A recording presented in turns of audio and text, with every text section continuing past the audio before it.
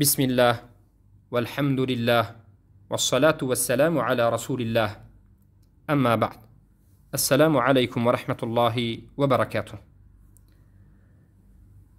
برادر از ما سوال نمودند که حکم فرزندهای کفار چیست؟ بارک الله فیکم.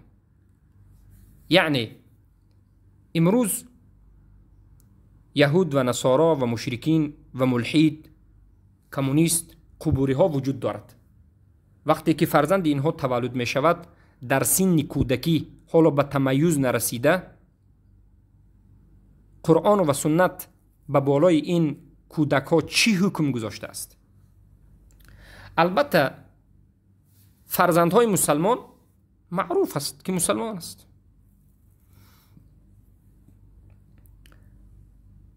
اما در بالای فرزندان مشرکین چرا این سوال شده است؟ برای آن که امروز بعد از 1400 سال بگویم انسان‌های به وجود آمدند که در مذهب جهم ابن صفوان هستند. جهمی ها و مرجئه ها زینه به زینه منهج اسلام را دیگر کرده و کافرها را دارند مسلمان میگن. اینها مرجئه الغلات هستند، جهمی هستند. شاید خودشون بیخبر باشند. این از جهل است، از بیرون شدن از از اصول منهج اهل سنت و الجماعت است. یعنی قرآن و سنت را به فهم صحابگان و سلف صالح نمیفهمند، بلکه به فهم خودشون میفهمند. خودشون را به نهایت بزرگ حس میکنند.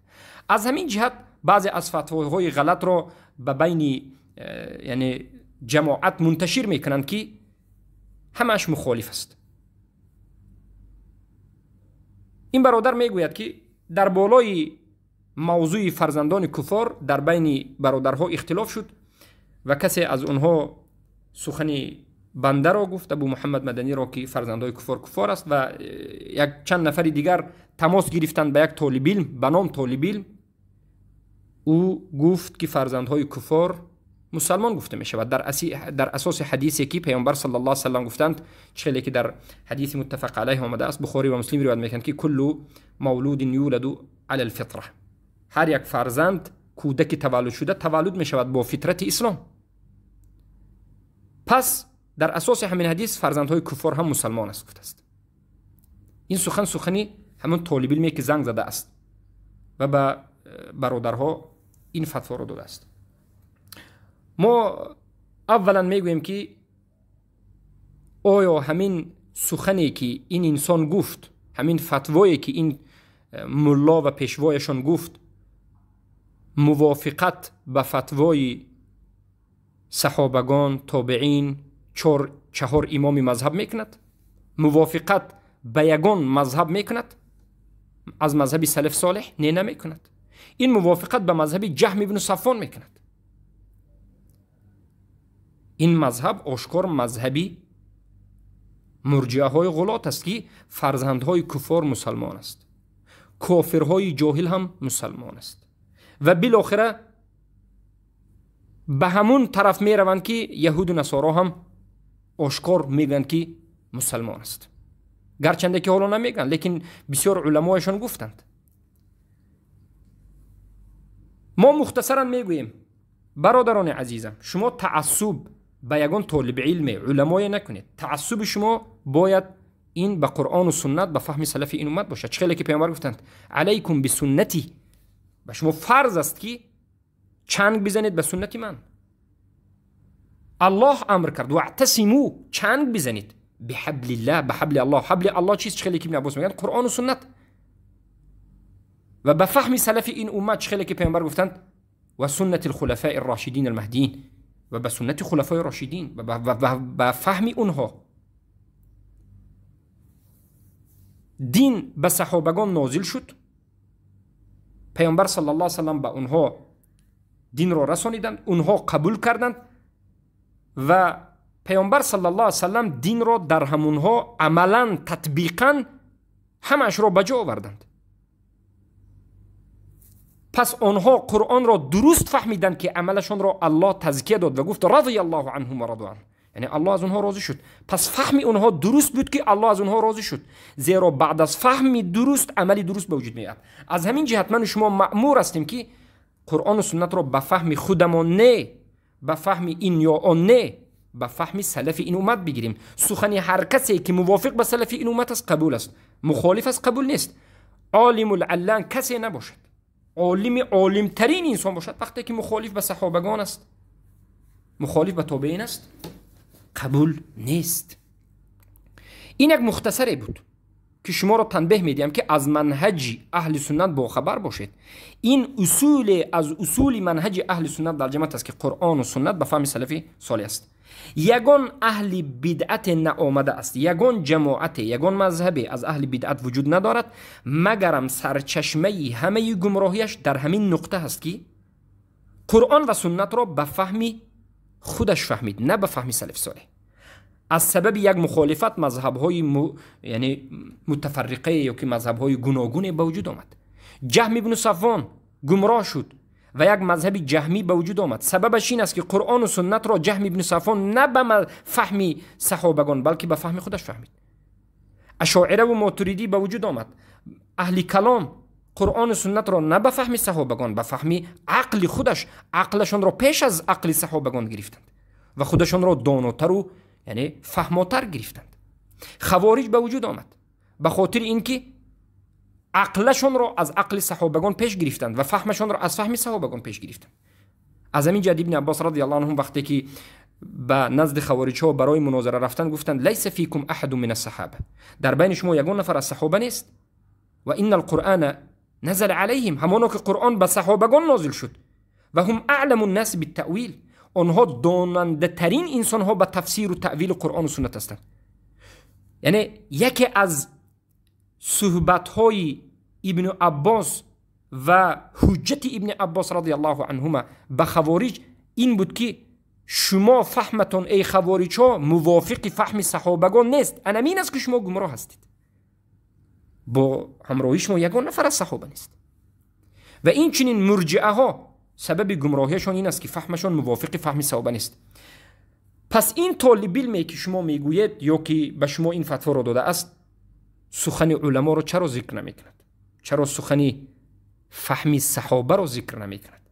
چرا مذهب سلف صالح را از صحابگان و تابعین و تبع تابعین ذکر نمی کند؟ مگر خودش داننده ترین انسان در روی این عالم است؟ انمین است که این چنین انسان را گمراه میکند.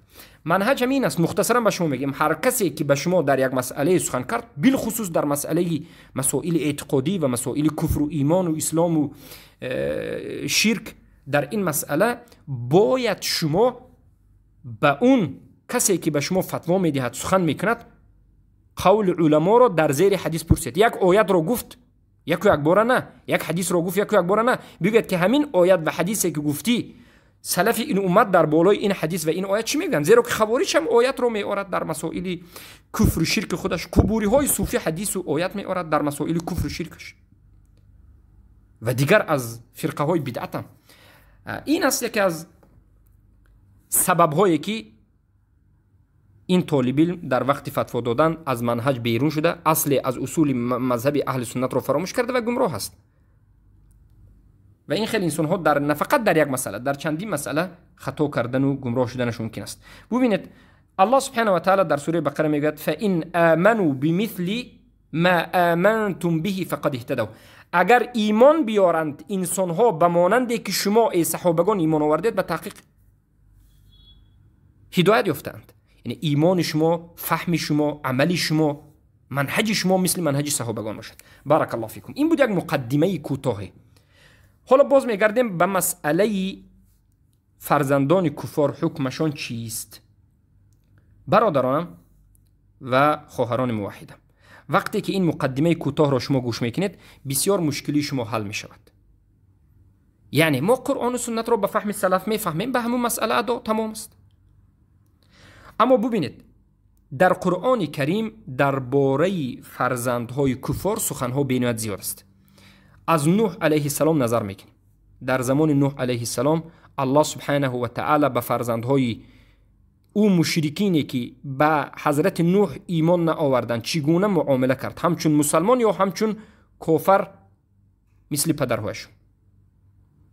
انا از همین اساس اولا مذهب اهل سنت و الجماعت را میگیم. مذهب اهل سنت و الجماعت به اجماع علمای این امت، یعنی به اجماع سلف صالح، صحابگان تابعین، این است که هر فرزندی که به این دنیا تولد می شود حکمش حکمی پدر و مادرش است و بالخصوص حکمی پدرش است. پدر و مادر مسلمان است، فرزند مسلمان است. پدر مسلمان است، فرزند مسلمان است. پدر و مادر کافر است، فرزند حکمش در این دنیا کافر است. اما این حکم دنیوی است، نه اخروی. یعنی این کودک خودش یگان عمل شرکی را انجام نداد و این کودک یگان سخنی شرکی یا کفری را نگفت. از او نه اسلام و نه ایمان، نه اسلام و ایمان و نه کفر و شرک ثابت نشد. اما الله سبحانه و تعالی این کودک ها را چخیلی که به ما خبر می دهد به واسطه پیامبرش که ما ینطق عن الهوا، از او سخن نمیکرد، همه سخنش وحی بود، میگوید که هر یک فرزندی تولد شده به فطرت اسلام تولد میشد. فطرت چیست؟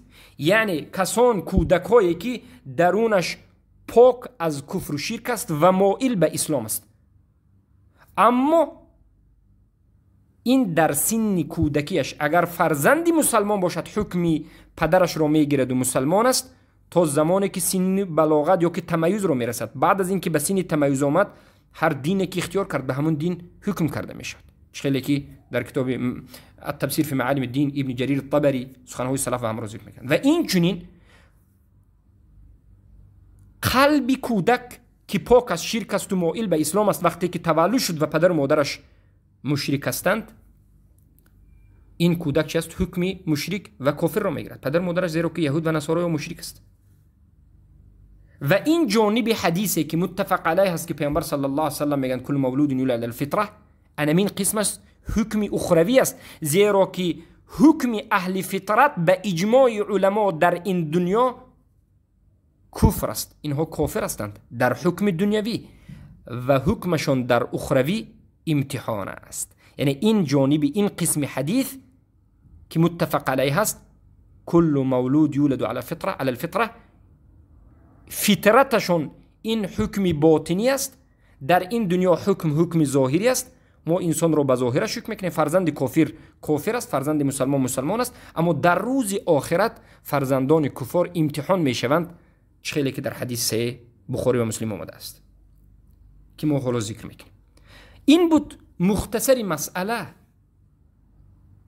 این است اجماع علما که ابن منذر در اوسط ذکر میکنند، ابن تیمیه رحمه الله ذکر میکنند لا نزاع بین السلف ان احکام الاطفال، یعنی هیچ نزاع بین سلف صالح نیست که احکام یعنی حکم های کودکا به مثل احکام پدرش و مادرش است.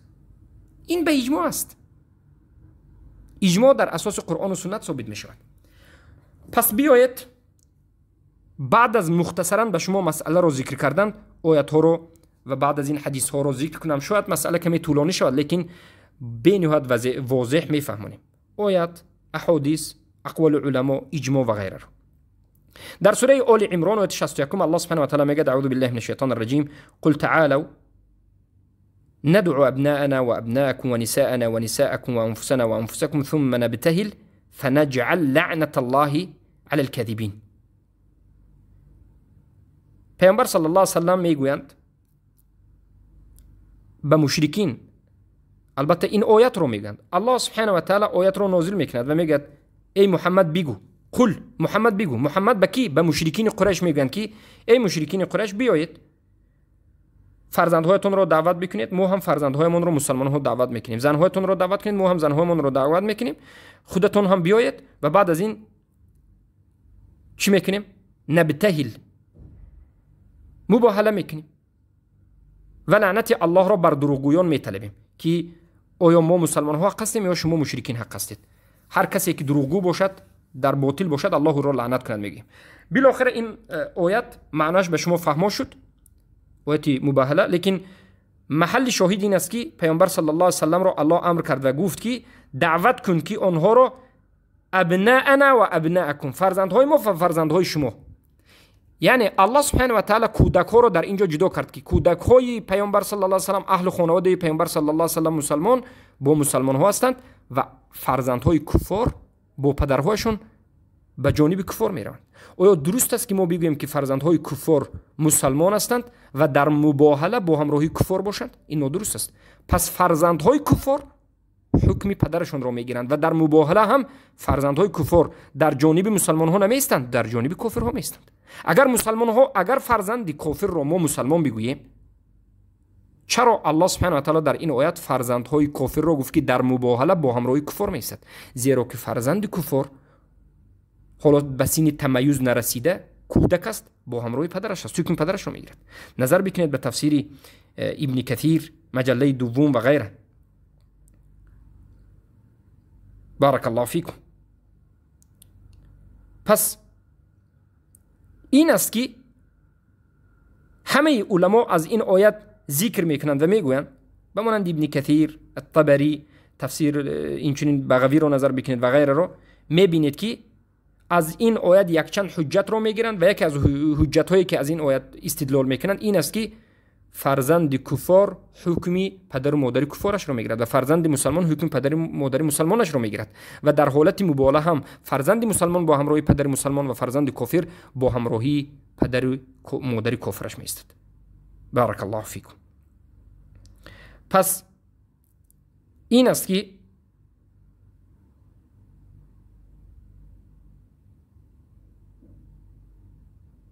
در فتح القدیر هم شوکانی همین را ذکر کردند که این آیت دلالت میکند که فرزندی مشرکین و یهود و نصارا حکمشان حکمی پدرشان هست. وقد فهم العلماء علماء به تحقیق فهمیدند که ان الذریه تابعه للآباء فی الحکم بلا مجادله. همه علما فهمیدند که ذریه یعنی فرزندها تابع به پدرهایشان هستند در حکم در این دنیا بیگون مجادله. وقد كان ذلك ايضا اجماع اهل العلم من اهل الاسلام. امام شوکانی اجماع رو نقل کرده است که این چنین به اجماع اهل علم در اسلام همین است که فرزندها حکم پدرهایشان رو میگیرند و این سخن رو نه فقط اهل اسلام بلکه یهود و نصارا هم همچنین حکم میکردند که فرزند تابع به پدر و مادرش است. بارک الله فیکم. این یکم آیت رو ببینید که علما و مفسرین چی میگویند. یعنی ما قرآن و سنت رو نظر کرده سیدیم و قرآن رو حالا یک آیت رو دیدیم که علما و مفسرینی که از سلف نقل میکنند میگویند که این به اجماع سلف همه علما حکمی فرزندها این حکمی پدرهایشون است. یعنی حکمی فرزند چی است؟ حکم پدرش چی باشد حکم فرزند هم همین است. پدرش مسلمان است، فرزند کودک تا سنی تمیز رسیدن خودش اختیار کردن مسلمان است. اگر تمیز به سنی یعنی 10 ساله 15 ساله رسد و بعد از این دیگر دین رو اختیار بکند البته کافر میشود و این چنین فرزندهای کفار کافر است تا سنی که تمیز به سنی تمیز 10 ساله 12 ساله رسد و دین اسلام رو قبول کنند مسلمان است. علما میگن در این چنین یعنی در این مسئله این چنین وقتا بینهایت زیاد است. بارک الله فیکم. خیلی که گفتیم حضرت نوح علیه السلام را ما نظر میکنیم که به نوح علیه السلام در وقت دعوتشون چی واقعه رخ داد. نوح علیه السلام دعا کردند و الله سبحانه و تعالی باران را بارانید و همه اونها را به طوفان غرق کرد. ببینید فرزندهای کفار کودک‌هایی که در همون زمان بودند آیا الله سبحانه و تعالی نجات داد و با همراهی نوح علیه السلام به کشتی نشستند؟ ببینید هر کسی که فرزند کفار را مسلمان هستند میگه، یعنی کودک های کفار از مشرکین، یهود، نصارا، بودیست، کمونیست، ملحد، قبوری و غیره، اگر مسلمان هستند بگوید، پس در زمان حضرت نوح علیه السلام کودک هایی که مسلمان بودند غرق شدند و فوت کردند، اما حضرت نوح علیه السلام به کشتی حیوان ها را گرفتند. آیا ممکن است که حضرت نوح علیه السلام به کشتی حیوان را بگیرند اما کودک هایی که حکمشان مسلمان است نگیرند؟ نه، ناممکن است. از همین جهت که نوح علیه السلام فرزندهای کفار را کافر می‌دانستند و این دین و این منهج نه فقط در دین و در منهج شریعت اسلام است، بلکه از اول این حیات تا آخرش همچنین می رود. نوح علیه السلام اولین رسول هستند که اولین مشرک ها را به سوی توحید دعوت کردند و اولین رسولی هستند که فرزندهای مشرک را همراه مشرکین گذاشتند که غرق شوند. عذاب الله فقط برای کافرها بود یا برای مسلمان ها هم در زمان نوح علیه السلام بود؟ فقط برای کافرها بود، زیرا که الله امر کرد فاصنع فانک باعیننا، ای نوح علیه السلام تو کشتی را بساز، تو در زیر چشمای ما هستی. حضرت نوح کشتی را ساختند، مسلمان ها را گرفتند، حیوان ها را گرفتند، حتی فرزند خودشون را الله اجازه نداد که بگیرند. یا ان ابنی من اهلی، الله سبحانه و تعالی انه لیس من اهلیک انه عمل غیر صالح، این از اهل تو نیست زیرا که عملش غیر صالح است، یعنی کافر است. فرزند حضرت نوح را الله اجازه نداد به کشتی بنشینند و این چنین فرزندهای همه مشرکین کودکهایشون به کشتی ننشستند. کودکهای کفار با همراهی پدر و مادرشون به این طوفانی که الله به اونها نازل کرده بود به عقاب الله گرفتار شدند و همه مردند. یعنی در این دنیا عقاب الله و حکم ظاهری این کودکان را ببینید شامل هم به پدر و مادر کافر و هم به فرزندش الله جاری کرد. یعنی در این دنیا حکمشان حکم پدر و مادرشان است، کافر هستند، اما در روز آخرت وقتی که این مشرکین قوم نوح خستند، انسان‌های کلانش به بلاغت رسیدهش همش جهنمی است، در حالت شرک مرده است. الله نمیبخشد. ان الله لا یغفر ان یشرک به و یغفر ما دون ذلک لمن یشاء، سوره نساء 48. انه ما یشرک بالله فقد حرم الله علیه الجنه، جنت برای مشرکین حرام است. اما کودک‌هایی که در همون طوفان مرده بود، فرزندهای همون مشرکین، کودکچه‌ها که وفات کرده بود، در سن تمیز نبود، حالا سن 5 6 ساله 7 ساله، اینها رو الله امتحان میکند. یعنی ما وقتی که میگوییم که فرزندهای کافر حکم پدر و مادرش رو میگیرد در این دنیا کافر است، یعنی حکم دنیویش کافر است، در این دنیا حکمش حکم کافر است. در مسئله یعنی جنازه خواندن ما اونها جنازه نمیخونیم، در مسئله اینکه به اونها در مسئله میراثش و در مسئله یعنی به قبرستان مسلمان گور کردنش و در مسئله کفر گفتنش کافر است. اما بعد از مرگش در روز آخرت این کودک ها امتحان میشن، زیرا که اهل فطره هستند. اهل فطره چخیلی که امام شاکانی اجماع رو نقل کردن کفر هستند. این دویومین چی بود؟ حجت بود. ببینید علما چی میگن: وقد علم دخول الذرية في جميع ذلك لم يستثني منهم أحد حتى أن أهل التفسير يعني ينقلون في شأن قوم نوح حديث رسول الله صلى الله عليه وسلم: لو كان الله راحما أحدا من قوم نوح لرحم أم الصبي. وقد يعني يكاد از مفسرین سخن رو میگویند، شیخ الحلمی، که قصه حضرت نوح علیه السلام این دلالت واضح میکند که ذریه ها یعنی کودک ها همه اش به حکم پدر مادرش حکم کرده شده بود و یگان نفر از کودک های کافر استثناء در عقاب الله نشده بود و این سخن رو همه مفسرین نقل میکنند. سبحان الله. اگر ما فرزندهای کفار رو مسلمان بگوییم، چرا به کشتی حضرت نوح یعنی داخل نشدند؟ بارک الله فیکم. و این چنین سخن حضرت نوح علیه السلام را خودشون رو ببینید که چی میگویند: و قال نوح ربی لا تذر علی الارض من الكافرین دیارا. نوح علیه السلام گفتند که در زمین یگان نفر از کافرین را نگذار. انک ان تذرهم یضلوا عبادك ولا یلدوا الا فاجرا کفارا. اگر تو کافرها را در زمین بگذاری، این کافرها باز بنده هایت را گمراه میکنند و فرزند تولد نمیکنند مگر فاجر کافر را. سوره نوح آیه 26 و 27 رو نظر بکنید. به تفسیرها نظر بکنید.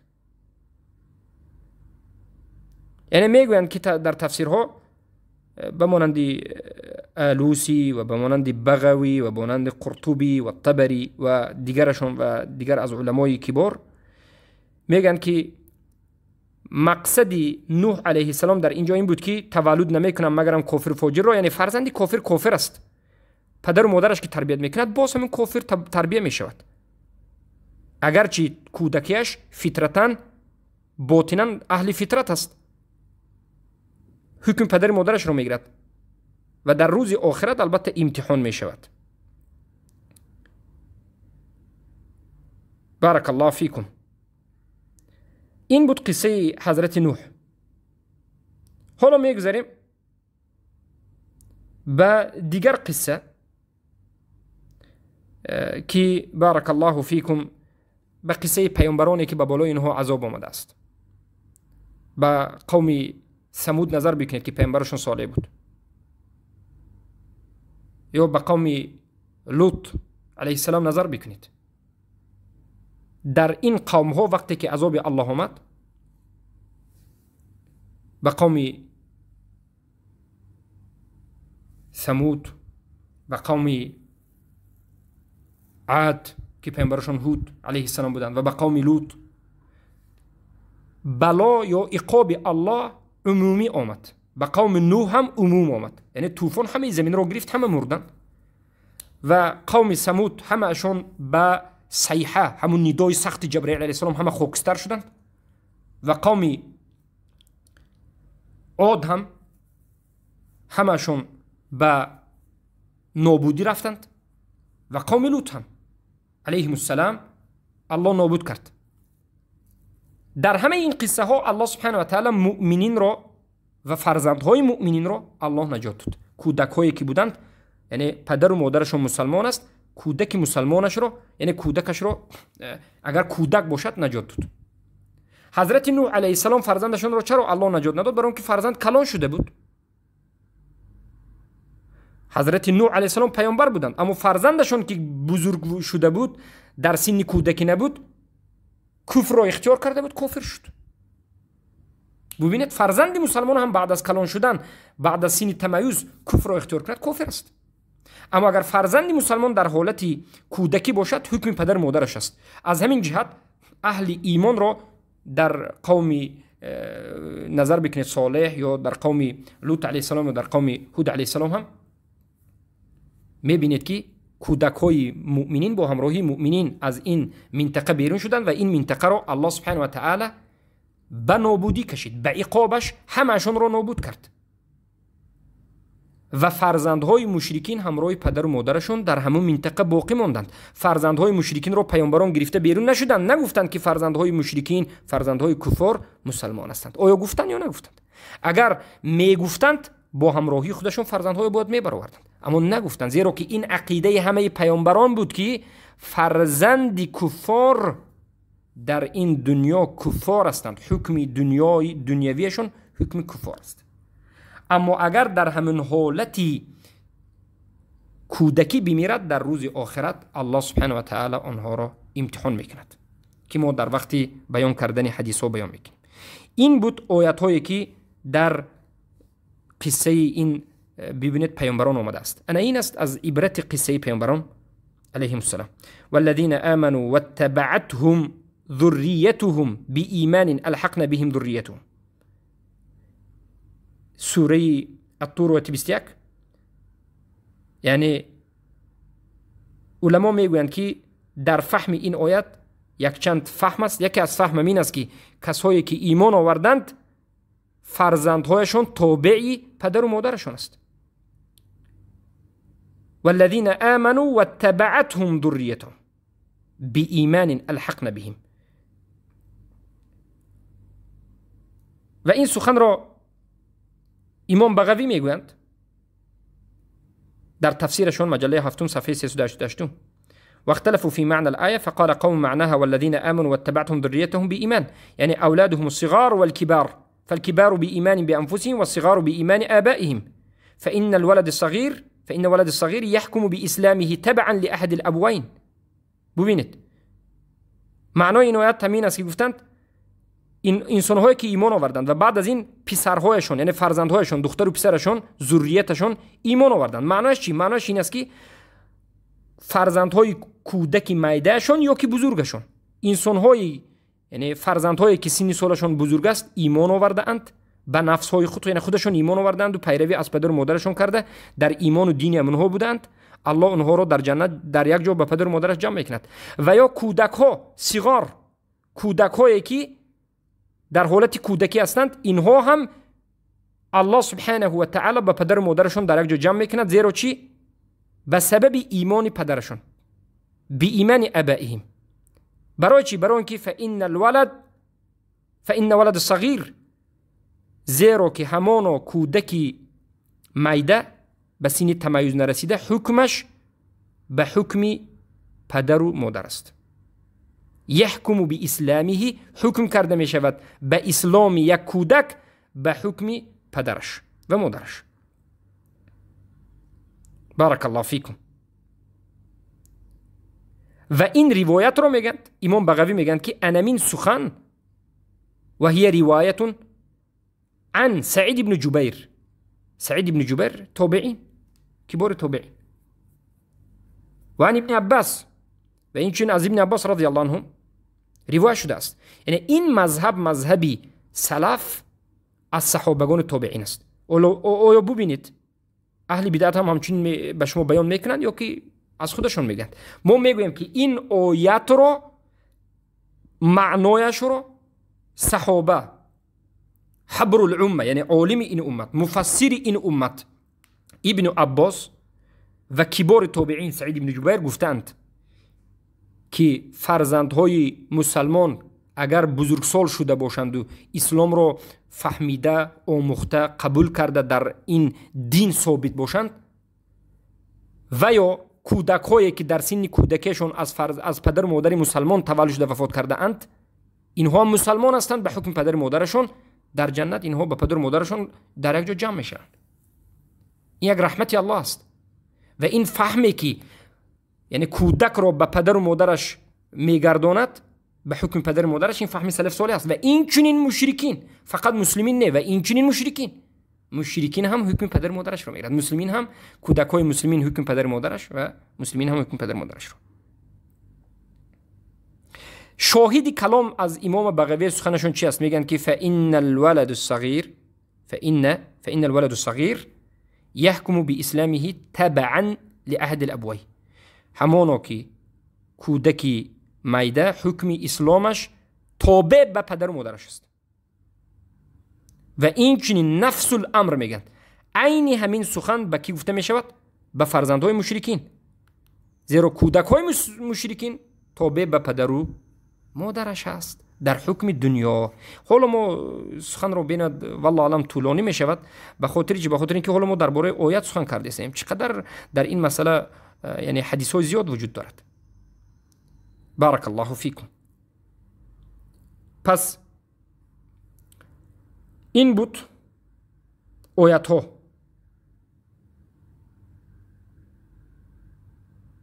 اما بیایید در زیر همین آیت سخنی شوکانی رو هم بگیریم رحمه الله. در کتاب فتح القدیر تفسیر القرآن العظیم ذکر شده است. یعنی تفسیری قرآن نامش فتح القدیر است، مجله 5 صفحه 472.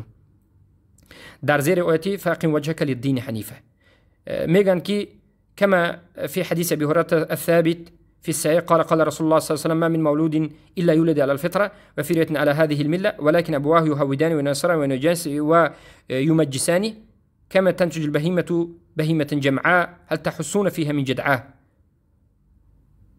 فطره الله التي فطر الناس عليها لا تبديل لخلق الله.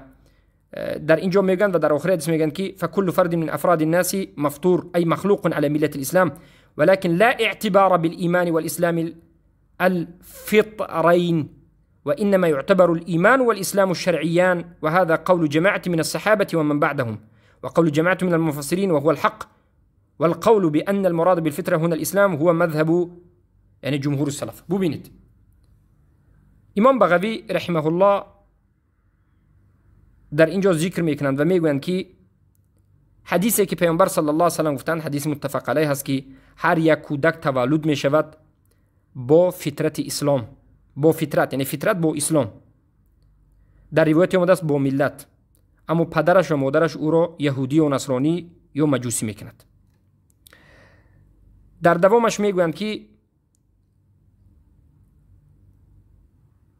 ولكن لا اعتبار بالإيمان والإسلام الفطرين، یعنی اما در این دنیا، حکم ظاهری این دنیا، این فطرتی که در حدیث پیامبر صلی الله علیه و سلم آمده است هیچ اعتبار گرفته نمی شود.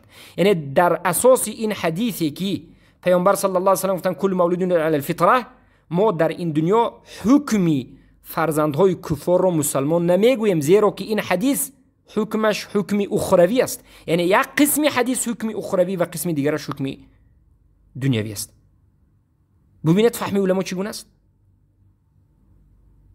و انما يعتبر الإيمان والإسلام الشرعيان، همانا که به اعتبار گرفته می شود ایمان و اسلام شرعی. اگر یک فرزندی کافر به سن تمیز رسد، یعنی 7-8 ساله 9 ساله 10 ساله شود، یعنی چی میگوید فهمد، عقلش درآید، اسلام را قبول کند، مسلمان گفته می شود. تا این وقت او در این دنیا حکمش حکمی پدر و مادر کافرش است. اگرچه من اسلام را قبول کردم بگوید، یک کودکی 5-6 ساله، کودکی کافر یهود و نصارا، حکمش کافر است، زیرا که کودکی مسلمان وقتی که شرک و کفر را میکند او را تکفیر کرده نمی شود، حکمش حکم پدر و مادرش است تا سن تمیز به بلاغت رسیدن. و کودکی کافر است اگرچه در سن کودکیش من اسلام را آوردم گفت، زیرا که او عقلش نیست. تا سن تمیز، وقتی که به سن تمیز رسید، به همون شرط و شروطی که اسلام انداخته است اسلام را قبول کند، مسلمان گفته می شود.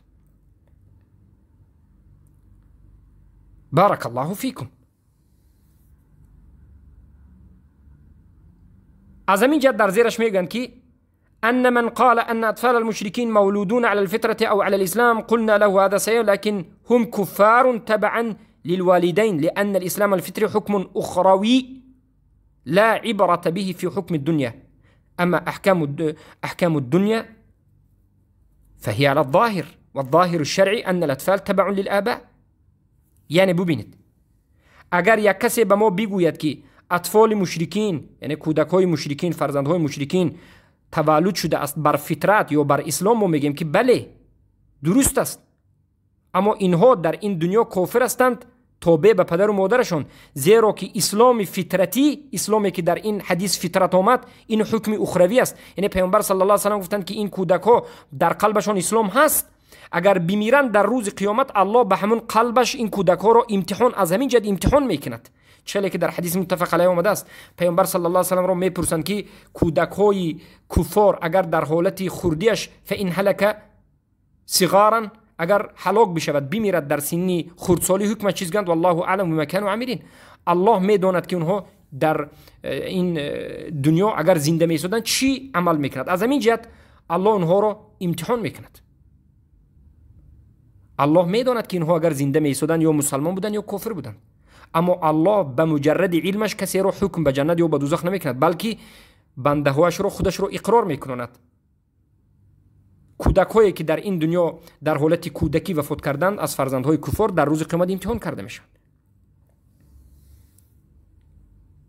پس از همین جهت در نفس باب، در همین باب لابن عادل مجله 12 صفحه 492 میگن که ولكن لا عبرة بالایمان الفطری فی احکام الدنیا، هیچ عبرت در ایمان فطری در احکام دنیا وجود ندارد. یعنی این حدیثی که ایمان فطری یا اسلام فطری را کل مولود علی الفطره پیامبر گفته است هر یک کودک با فطرت تولد می شود، در این دنیا این حکم هیچ اعتبار ندارد و این سخن پیامبر میگن اخروی است. انما يعتبر الايمان الشرع المأمور به، بلکه در این دنیا اعتبار ظاهری است، اعتبار به همون ایمان است که شرعی و مأمور شده که چخیلی که وجود دارد باشد.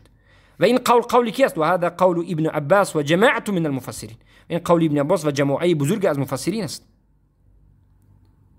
و امام شاطبی، امام شوکانی میگن که و هذا قول جماعت من الصحابه، این قول جماعه از صحابگان و من بعدیم و از بعدشون آمده از تابعین است و جماعت بزرگ از مفسرین که از اهل حق هستند. بارك الله فيكم. پس بیایید قبول بکنیم که ما قرآن و سنت را به فهم صحابگان و به فهم تابعین و تبع تابعین میفهمیم، از پیش خودمون نمیفهمیم. بارک الله فیکم. پس عبرت به ایمان فطری در احکام دنیا نیست. این ایمان فطری که در حدیث آمده است عبرت در آخرت است. این است سخن صحابگان از ابن عمر، ابن عباس و سخن بارک الله فیکم تابعین، اوزاعی، سعید بن جبیر، حمد بن سلمه و غیره که ما باید قبول بکنیم. بارک الله فیکم. سخن در مسئله آیات ها بینید زیاد است، لیکن ببینید 40 دقیقه شد. حدیث ها در این باب بینید زیاد است. حدیثی که در کتاب های صحیح بخاری، صحیح مسلم و این چنین بارک الله فیکم سنن الکبرى البیهقی، مصنف ابن ابی شیبه، مصنف عبدالرزاق و غیره بینید زیاد روایت شده است. حدیث ها باید به هم دیگریش در یک جا جمع کرده شود و یکی از صفات اهل بدعت همین است که یک حدیث را میگیرند و دیگر حدیث ها را نمیگیرند. حدیث همین است که پیامبر صلی الله علیه و سلم میگن که کل مولود یولد علی فطره فابواه یهودانه او نصرانه او یمجسانه. هر یک فرزند در فطرت تولد می شود و پدرش و مادرش او را یهود یا نصارا یا مجوس میکنند، چخیلی که در صحیح بخاری و مسلم آمده است. و در دوام این حدیث در سنن کبرای بیهقی آمده است که به پیامبر صلی الله علیه وسلم سوال میکنند، قالوا یا رسول الله صلی الله علیه وسلم، ای رسول الله صلی الله علیه وسلم، افرأیت من یموت و هو صغیر، پیامبر اگر همین کودکی که به فطرت اسلام تولد شد بمیرد در حالت کودکیش از فرزندهای مشرکین یا مسلمین، حکمش چیست؟ عادتا در اینجا سوال از فرزندهای عموم رفته است. پیامبر صلی الله علیه وسلم میگویند که والله اعلم بما كانوا عاملین، الله میداند که این کودک ها کلان وقتی که میشدند، بزرگ وقتی که میشدند چه عملی میکردند.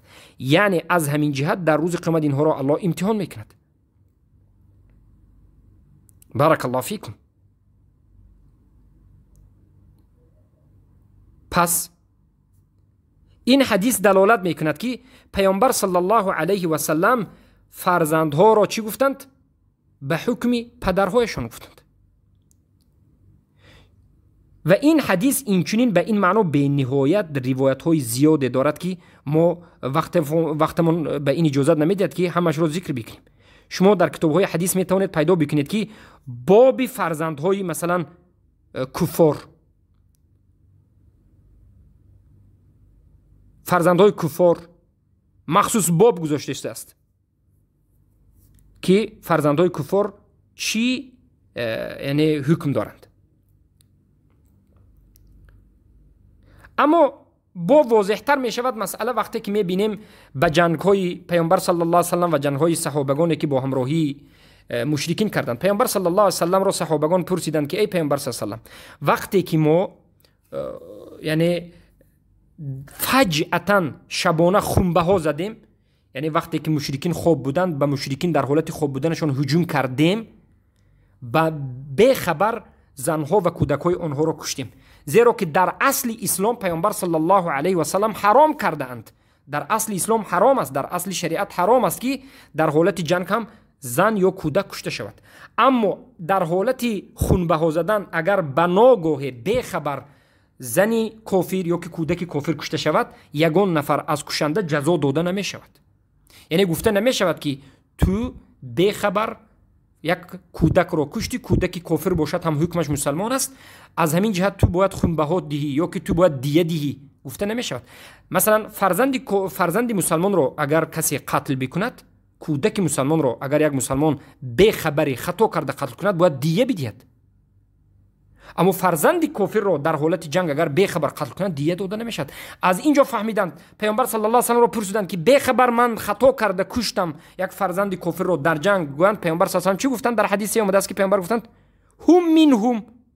ببینید آشکار و واضح پیامبر گفتند که فرزندهای کافرها از کافرها هستند. یعنی فرزند کافر حکمش از کافر است. یعنی ما نمیگوییم که به تو باید دیه بدهی یا یگان جزا داده شود، نه.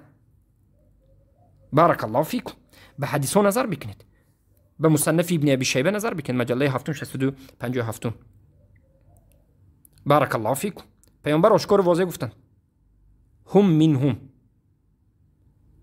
از زهری از عبدالله ابن عباس روایت شده است که اخبرنا صعب بن جسام ان رسول الله صلی الله علیه و سلم سئل عن الدار من دور المشركين يبيتون وفيهم النساء والولدان فقال هم منهم. يبيتون ای یعنی همه خونبه ها زدن رو میگن، یعنی به این معنا که در حالت شبانه اونها خواب بودن یا در حالت بیخبری به اونها هجوم کردن و در این هجوم وقتی که مرد و زن و کودک آمیخته است بناگاه یگان کودک مشرکین وفات بکند حکمش چیست؟ پیامبر صلی الله علیه و گفتن هم منهم. اونها حکم کودک حکم پدر مادرش است.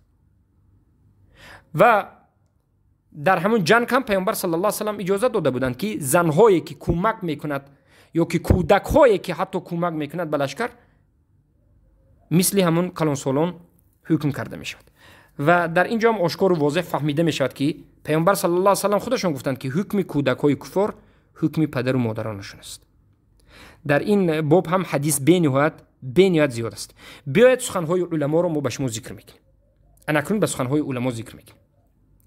اولا ابن تیمیه رحمه الله اجماع را نقل میکنند و میگویند که لا نزاع، هیچ نزاع بین اهل اسلام وجود ندارد که فرزندهای کفار حکمشان در این دنیا کفر است و آنها کفار هستند به حکم پدر مادرشون.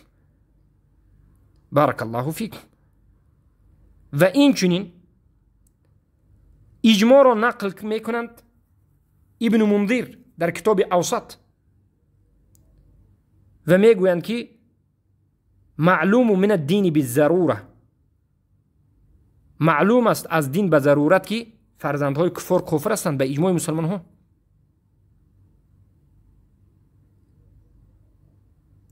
بارک الله فیکم. در مجموع بگید در کتاب ابن منذر الاوسط نظر بکنید.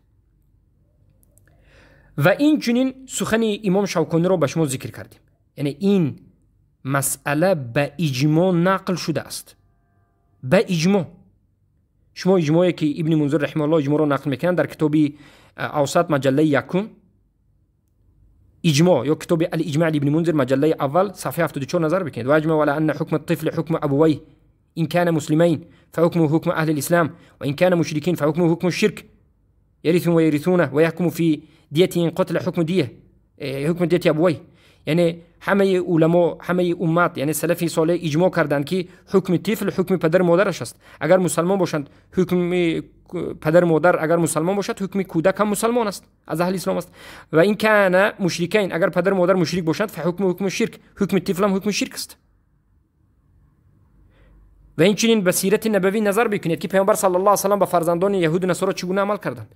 بنی قینقاع، بنی نذیر، بنی قریظه رو نظر بکنید. بنی قریظه رو پیامبر صلی الله علیه و سلم وقتی که بارک الله فیکم امر کردند یا به حضرت سعد بن معاذ که حکم بکن به این قوم یهود، سعد بن معاذ حکم کردند که مردهایشان کشته شود و کودکهایشان و زنهایشان به غلامی گرفته شود، به کنیزی، به سبی گرفته شود. حدیث صحیح است، قصه معروف است. اگر این کودکان مسلمان می بودن پیامبر صلی الله علیه و سلم اونها رو به ذریه یا که بگویم این ذریه های یهود رو به سبی یعنی به کنیزی نمی گرفتند. بارک الله فیکم. این مذهبی 4 امام ها است، هم مذهب ابو حنیفه، هم مذهب امام مالک ابن انس، امام محمد ابن ادریس شافعی و امام احمد ابن حنبل رحمهم الله است. چلی که در کتاب بدائع الصناع جزء 6 کسانی ذکر میکنند، در کتاب مغنی جزء 2 ذکر میکنند و در دیگر کتاب ها علمای اهل سنت و جماعت ذکر کردند. من فکر میکنم با همین کافی است، زیرا که ما در این مسئله ببینید زیرا خیلی طولانی صحبت کردیم. با همین فهمو می شود. اما اگر خواهید که در این مسئله باز بهتر بفهمید، نظر بکنید به کتاب احکام اهل الذمه ابن القیم الجوزی رحمه الله، یا در کتاب شفاء العلیل در مسائل قضا و القدر و حکمت التعلیل نظر بکنید. در اینجا آشکار و واضح بیان میکنند در حکم طفل های کفار. اول میگند دو باب است، باب اول حکم دنیا و باب آخر حکم آخرت. فرزندهای کفار در این دنیا کافر هستند، اما کفرشان کفر ظاهری است نه باطنی. در آخرت اینها امتحان میشوند. هر کسی که از این کودک ها در آخرت از امتحان الله گذشت جنت میرود، نگذشت البته که جهنم میرود. با همین این مسئله رو به پایان میرسانیم. امیدواریم که حق آشکار میشود و مردم تعصب نمیکنند و پیروی از قرآن و سنت میکنند. بارک الله فیکم.